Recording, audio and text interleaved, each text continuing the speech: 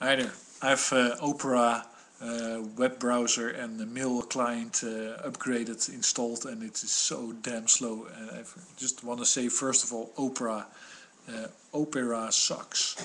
It slows down everything, and this is really quite a quick laptop that I have, so no reason to do that at all. It's email, for God's sakes. That was around in '56 when they invented Unix. The first thing they did was like add Stevie, um, to send messages to each other.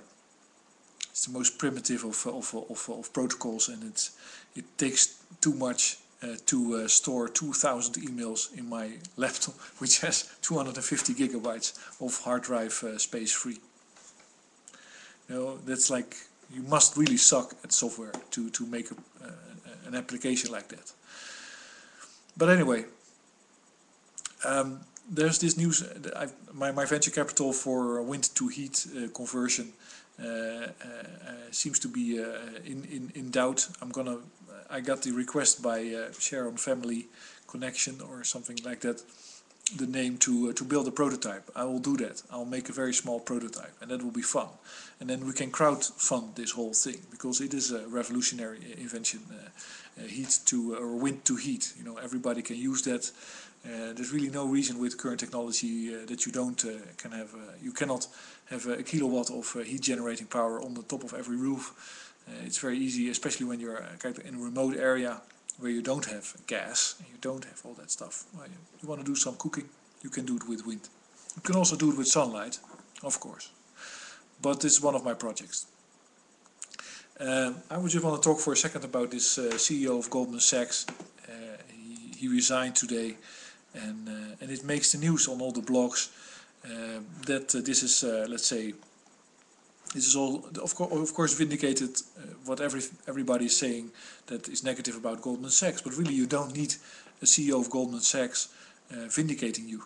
I think that's like, you see somebody beating up other people, and you think it's an asshole, and then in the end he comes out, he turns around, he says, yes, I beat up other people, I'm an asshole.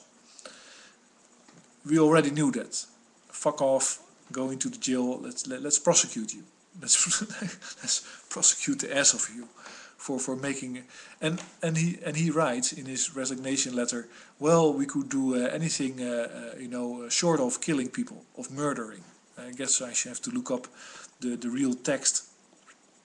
But of course, Goldman Sachs murdered people.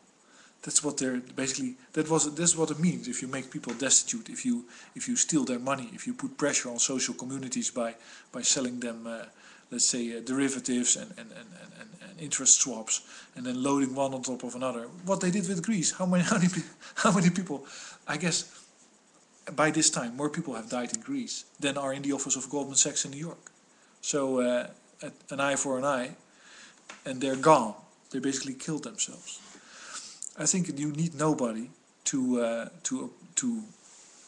witness the injustice that's done by the New York banks upon the world, and you basically can apply justice to these practices, without the help of a fucking CEO. And I would certainly not forgive him, or I would certainly not take his word and say, well, listen here, this guy says, so you have a room and you hear a lot of screaming, and the door opens and there's a guy, blood over him, and he comes out and says, yes, well, it's really horrible what went on in there, we killed all these people and it is horrible, go take a look, it's just the humanity. Well, oh shit, I still have the knife in my hand, let's throw it away. Ridiculous. Ridiculous. And the sad part is it goes on.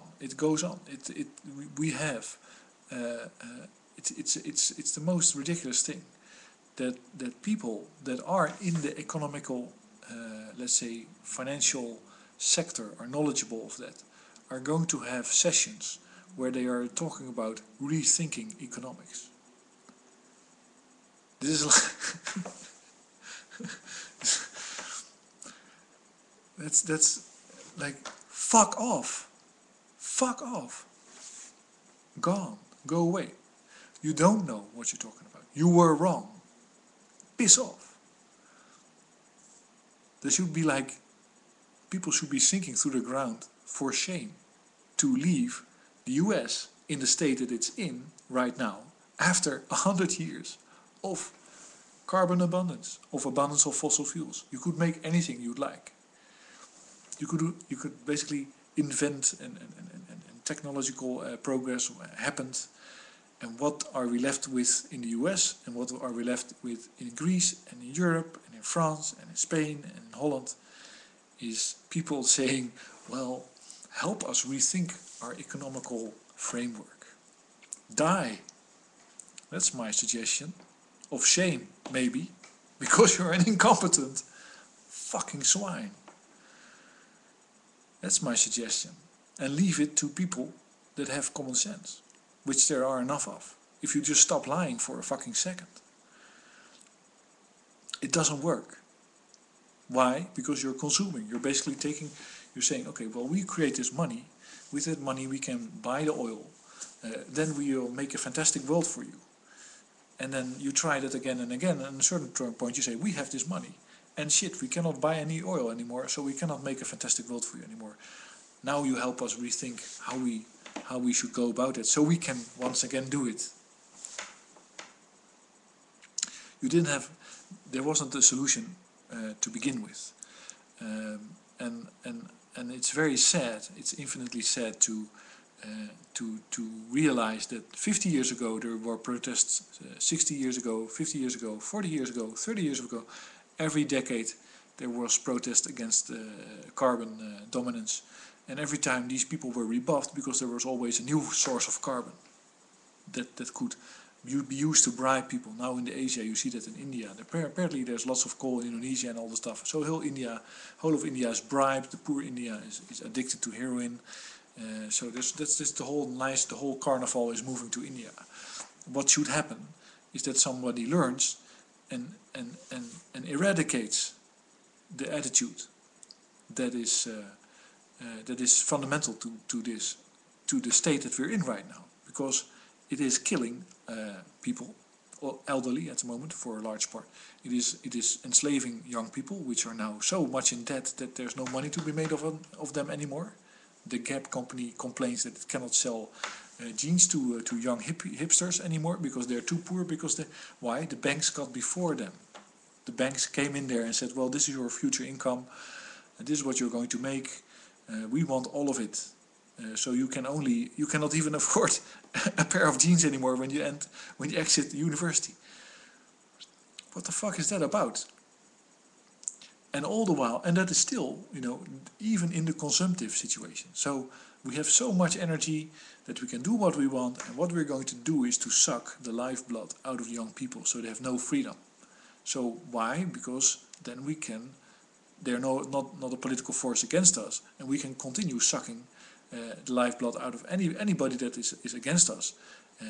Us meaning the system, carbon credit system, which is selling oil by handing out money, distributing it to society,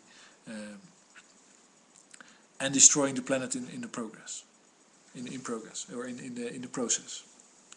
That's all they had to offer at Goldman Sachs, at JP Morgan. That's all they have to offer. There's no generative element to the economy. It's all consumptive. So it has no life in itself other than when you can supply it with sufficient oil.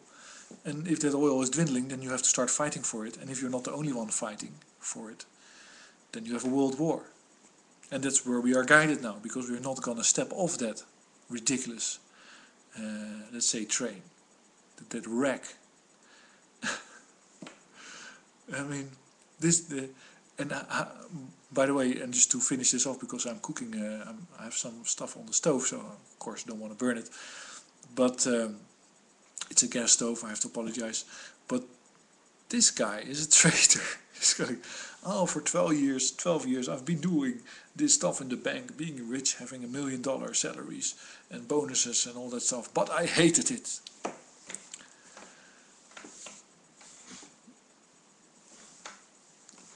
Just slap him in the face when you meet him, and I'll give you $10 for that. Thanks for listening.